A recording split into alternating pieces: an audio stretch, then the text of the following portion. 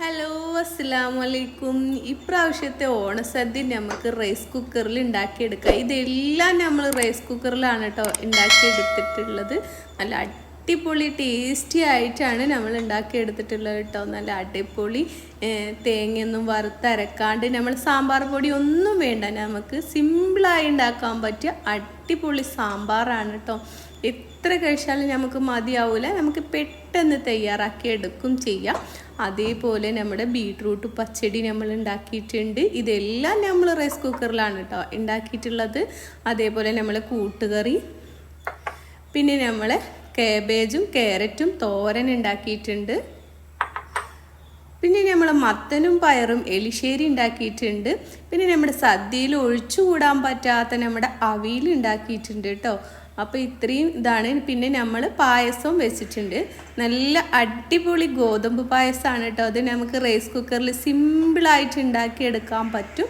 അപ്പോൾ നമുക്ക് ഇന്നത്തെ സദ്യ, ഈ പ്രാവശ്യത്തെ ഓണസദ്യ നമുക്ക് റൈസ് കുക്കറിലാക്കിയാലോ.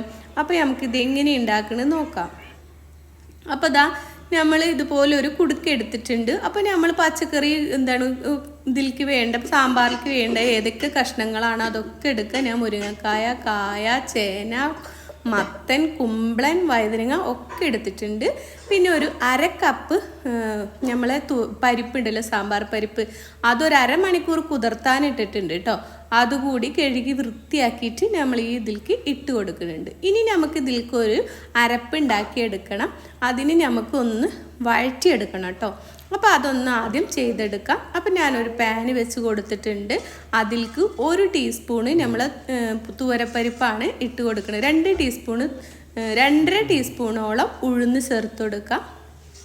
മുഴുവനായിട്ടുള്ള ഉഴുന്ന് ചേർത്ത് കൊടുത്തിട്ടുണ്ട്. ഇനി ഇതൊന്ന് ചെറുതായിട്ട് മൂത്ത് വരട്ടെ, അതുവരെ നമുക്കിതൊന്ന് ഇളക്കി കൊടുക്കാം. ഇപ്പോൾ മൂത്ത് വന്നിട്ടുണ്ട്. ഇനി ഞാൻ 1/2 ടീസ്പൂണ് വലിയ ജീരകം, 1/2 ടീസ്പൂണ് ചെറിയ ജീരകമാണ് കേട്ടോ ചേർത്ത് കൊടുക്കുന്നത്. പിന്നെ ഒരു 1/4 ടീസ്പൂണ് ഉലുവ ചേർത്ത് കൊടുക്കുന്നുണ്ട് കേട്ടോ. അതുകൂടി ഇട്ടിട്ട് ഇതൊന്ന് നന്നായി ഒന്ന് മൂപ്പിച്ചെടുക്കാം. ഉലുവൊക്കെ ഒന്ന് പൊട്ടി മൂത്ത് വരട്ടെ. അപ്പോൾ അതുവരെ ഒന്ന് നമുക്ക് ഇളക്കി കൊടുക്കാം. നമുക്കൊരു തണ്ട് കറിവേപ്പില കൂടി ചേർത്ത് കൊടുക്കാം. ഇനി നമ്മളൊരു 5-6 അല്ലി ചുവന്നുള്ളി, പിന്നെ ഒരു 4 അല്ലി വെളുത്തുള്ളിയാണ് കേട്ടോ എടുത്തിട്ടുള്ളത്. അതുകൂടി നമ്മൾ ഇതിലേക്ക് ഇട്ടിട്ട് ഒന്ന് മൂപ്പിച്ചെടുക്കാം. ഇനി നമുക്ക് ഇതിലേക്ക് പൊടികൾ ചേർത്ത് കൊടുക്കാം. അപ്പോൾ ഞാൻ ഒരു 1.25 ടേബിൾ സ്പൂൺ മുളക് പൊടി, പിന്നെ ഒരു 2 ടേബിൾ സ്പൂൺ മല്ലിപ്പൊടി ചേർത്ത് കൊടുക്കുന്നുണ്ട് കേട്ടോ. അപ്പോൾ നല്ല നിറച്ചെടുത്തിട്ടില്ല, മല്ലിപ്പൊടി കൂടി പോകരുത് കേട്ടോ. അപ്പോൾ നമ്മുടെ സാമ്പാറിന് ഒരു മല്ലിക്കുത്തുണ്ടാവും. ഇനി ഇതൊന്ന് ഫ്ലെയിം കുറച്ച് വെച്ചിട്ട് ഈ എണ്ണയിൽ ഇട്ടിട്ട് ഒന്ന് വഴറ്റിയെടുക്കാം. അപ്പോൾ അത് വഴന്ന് വരുമ്പോൾ നമ്മൾ ഇതിലേക്ക് ഒരു 2 ടീസ്പൂണ് കടലമാവാണ് ചേർത്ത് കൊടുക്കുന്നത്. അപ്പോൾ നമ്മൾ കടലമാവ് ചേർത്ത് കൊടുക്കുമ്പോൾ നമ്മളെ കറിക്ക് നല്ല കുറുക്കും നല്ലൊരു ടേസ്റ്റും കിട്ടും കേട്ടോ. ഇതുപോലെ നിങ്ങളൊന്ന് ചെയ്ത് നോക്കണേ.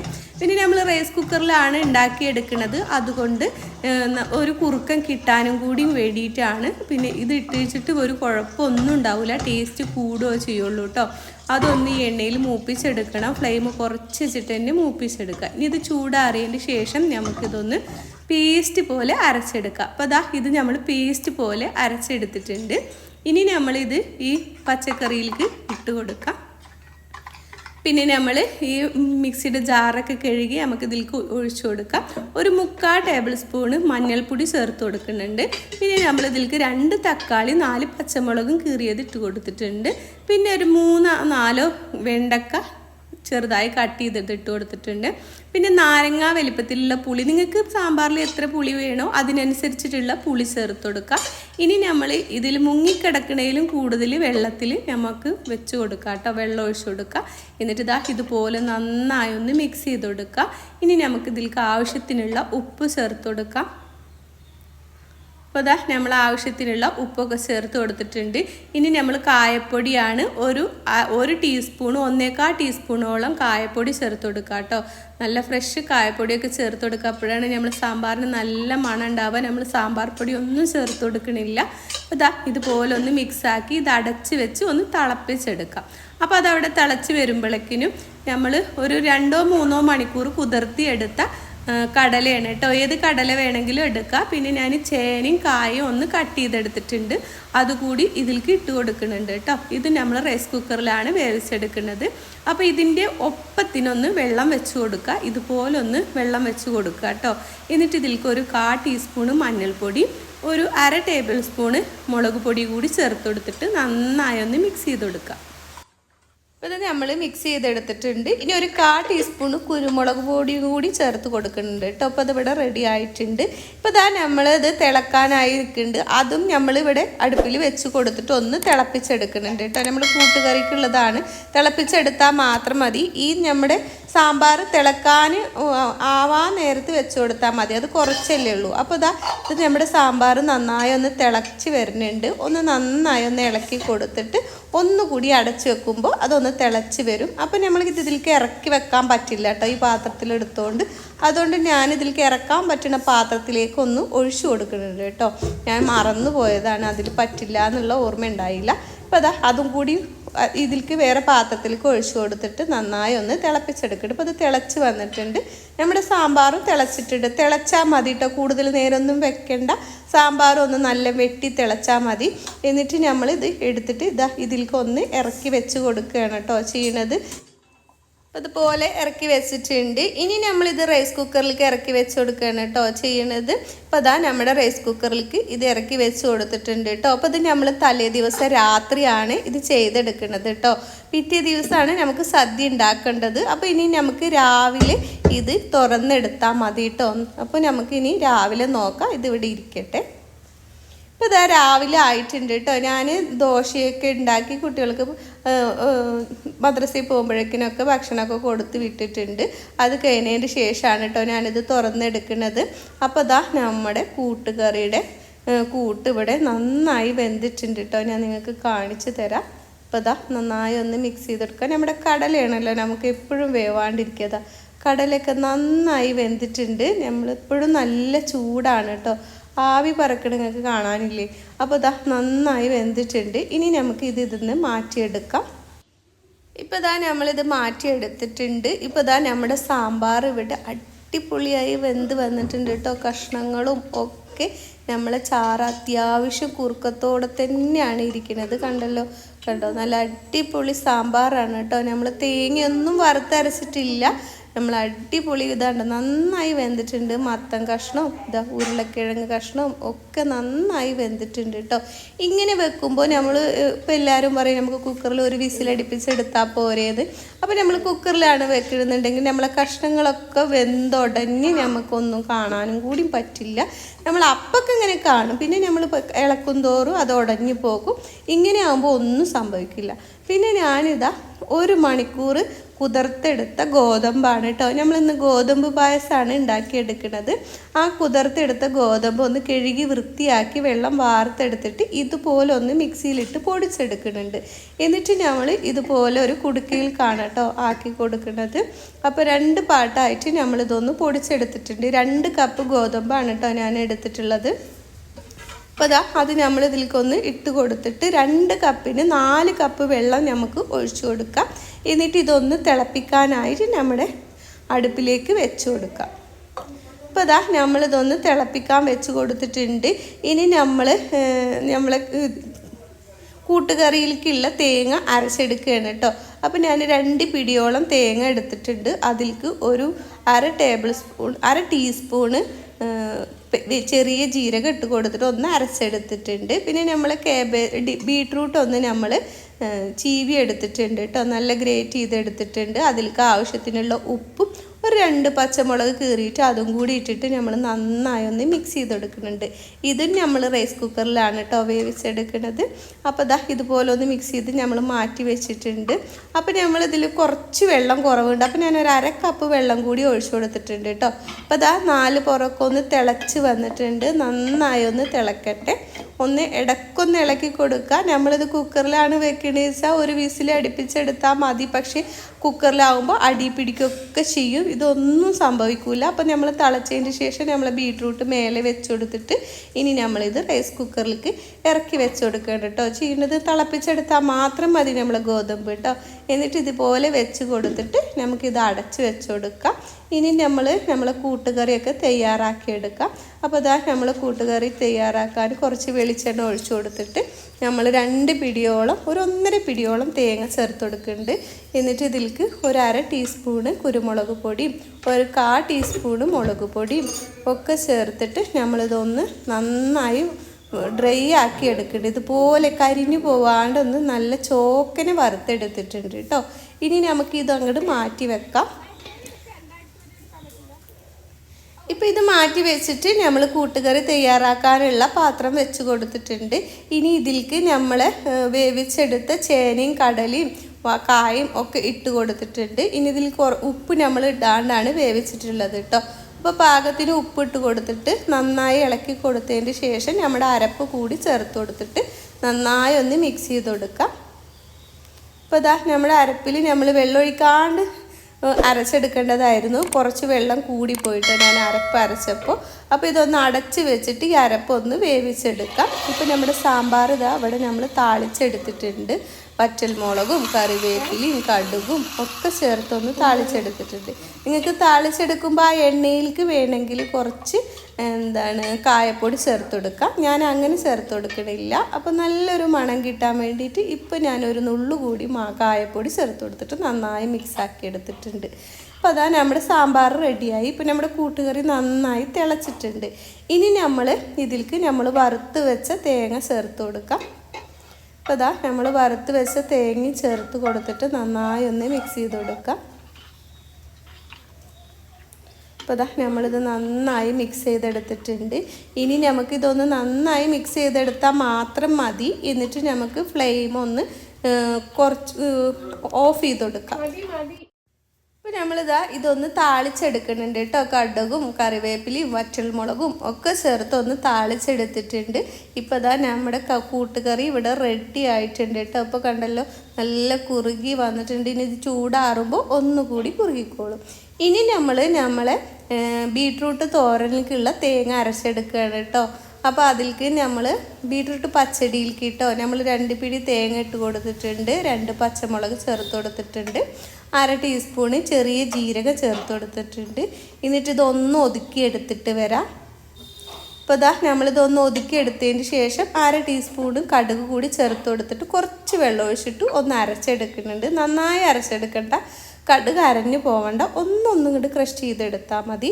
എന്നിട്ട് നമ്മളിതിലേക്ക് 2-3 ടേബിൾ സ്പൂണ് കട്ട തൈര് ചേർത്ത് കൊടുക്കുക കേട്ടോ. അധികം പുളിയൊന്നും ഇല്ലാത്ത തൈര് ചേർത്ത് കൊടുക്കുക കേട്ടോ.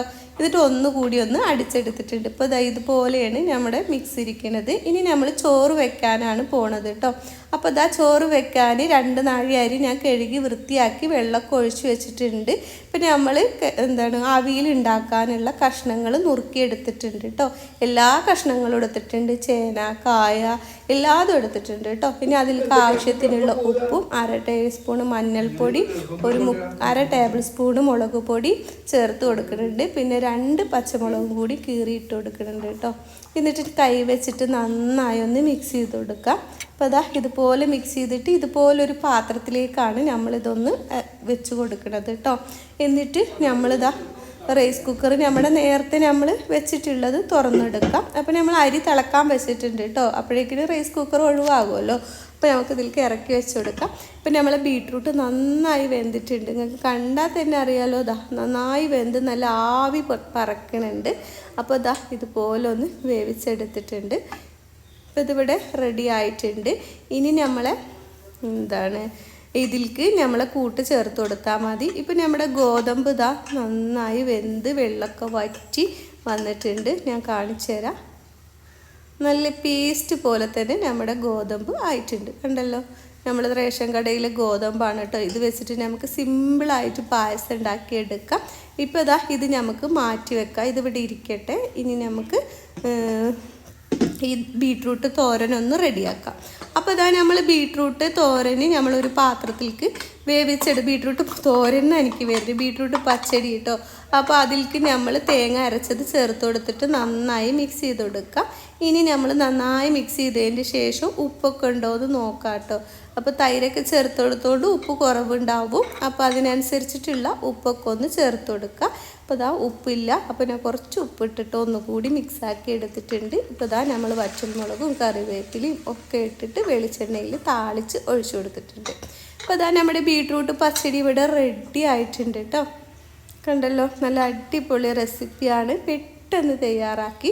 അതേപോലെ നമ്മൾ കാബേജും ക്യാരറ്റും മിക്സിയിലൊന്ന് കറക്കി എടുത്തിട്ടുണ്ട്. അതിലേക്ക് ആവശ്യത്തിനുള്ള ഉപ്പ് ചേർത്ത് കൊടുത്തിട്ടുണ്ട്. ഇപ്പോൾ ഇതാ നമ്മൾ പയർ ഒരു 10 മണിക്കൂറോളം കുതിർത്തി എടുത്തിട്ടുണ്ട് കേട്ടോ. അപ്പോൾ ഈ പയർ നമ്മളിതാ ഇതുപോലൊരു പാത്രത്തിൽ ആക്കിയെടുക്കുകയാണ് ചെയ്യുന്നത്. എന്നിട്ട് നമ്മൾ ഇതുപോലെ അരി തിളക്കണ വെള്ളത്തിലേക്ക് ചേർത്ത് കൊടുക്കുക. തിളക്കണതിന് മുമ്പ് ചേർത്ത് കൊടുക്കുക കേട്ടോ. എന്നിട്ട് നമ്മൾ ഈ അവിയൽ കഷ്ണങ്ങളും അരി തിളക്കുന്നതിന് കുറച്ച് മുമ്പ് ചേർത്ത് കൊടുക്കുക. എന്നാലാണ് നമ്മൾ ആ കഷ്ണങ്ങളൊക്കെ ചൂട് പിടിക്കുള്ളൂ.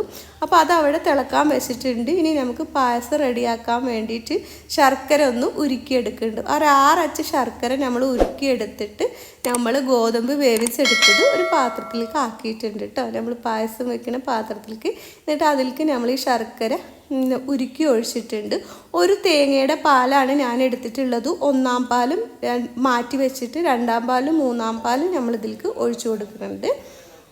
അപ്പോൾ അതുകൂടി ചേർത്ത് കൊടുത്തിട്ട് നന്നായി ഒന്ന് മിക്സ് ചെയ്ത് കൊടുക്കുക. ഇനി ഇതൊന്നും ഇവിടെ നന്നായി തിളച്ച് വരട്ടെ. ഇപ്പോൾ ഇതാ നമ്മൾ ചോറ് ഇവിടെ തിളച്ചിട്ടുണ്ട്. ഞാൻ വലിയ അടുപ്പിലേക്ക് വെച്ച് കൊടുത്തിട്ടുണ്ട് കേട്ടോ, വേഗം തിളക്കാൻ വേണ്ടിയിട്ട്. ഇപ്പോൾ ഇതാ തിളക്കണത് ഇതാ സൈഡിൽ കൂടെ നമുക്ക് കാണാനുണ്ട്. ഇത്ര മതി. ഇനി നമുക്ക് ഇത് റൈസ് കുക്കറിലേക്ക് ഇറക്കി വെച്ച് കൊടുക്കുക. ഇത് ഇറക്കി വെച്ചതിന് ശേഷം നമ്മൾ ഈ തോരനും ഇതിൽ വെച്ച് കൊടുക്കുക കേട്ടോ. കാബേജും ക്യാരറ്റും അതും കൂടി വെച്ച് കൊടുത്തിട്ട് നമുക്കിത് അടച്ച് വെച്ച് കൊടുക്കാം.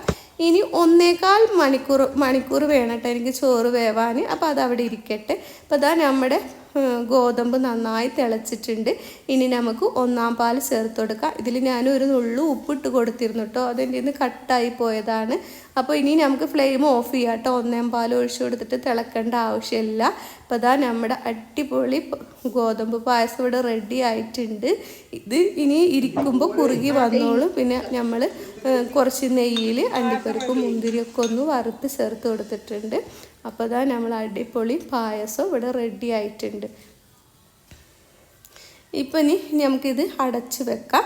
ഇനി നമുക്ക് ഇതിലേക്ക് തേങ്ങ അരച്ചെടുക്കാം കേട്ടോ. നമ്മൾ അവിയലിലേക്കുള്ള തേങ്ങയാണ്. ഞാനൊരു 2 പിടി തേങ്ങ എടുക്കുന്നുണ്ട് കേട്ടോ, നിറച്ച് എടുക്കുന്നുണ്ട്. തേങ്ങയൊക്കെ കൂടുതൽ ചേർത്ത് കൊടുത്താൽ നല്ല ടേസ്റ്റാണ്.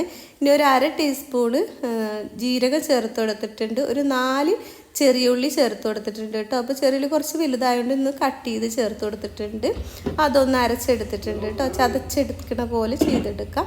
ഇപ്പോൾ ഇതാ നമ്മുടെ ചോറ് 1.25-1.5 മണിക്കൂറോളം ആയിട്ടുണ്ട് കേട്ടോ. ഇനി നമുക്കിത് തുറന്ന് നോക്കാം. അപ്പോൾ അതാ നമ്മുടെ കേബേജൊക്കെ വെന്ത് കിട്ടിയിട്ടുണ്ട്. കേബേജും ക്യാരറ്റൊക്കെ നമുക്ക് ചൂടായാൽ മതി, വെന്ത് കിട്ടും. അപ്പോൾ അതാ നന്നായി വെന്തിട്ടുണ്ട് കേട്ടോ. ഇത് കണ്ടല്ലോ, നന്നായി വെന്തിട്ടുണ്ട്. ഇനി നമുക്ക് ഇതെടുത്ത് മാറ്റാം. അതേപോലെ നമ്മളെ അവിയൽ കഷ്ണങ്ങളും നന്നായി വെന്തിട്ടുണ്ട്. ഇപ്പം നല്ല ചൂടാണ്, ആവി പറക്കണ ചൂടാണ്. അപ്പോൾ നമുക്ക് ഇതിൽ നിന്നൊന്ന് എടുത്ത് മാറ്റാം.